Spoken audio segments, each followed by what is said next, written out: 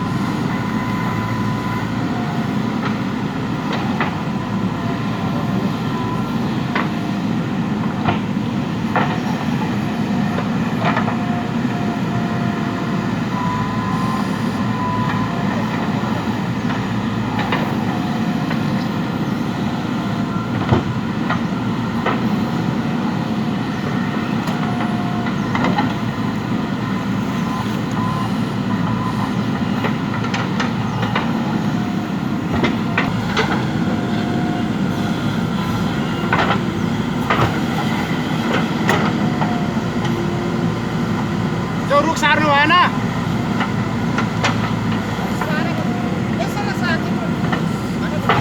अब दिन्छ उता लिएर जानु नि त। अब पारि जाने बाटो छैन हामीलाई, बाटो बन्द।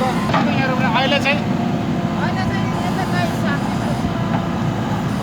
उता लिएर जानु।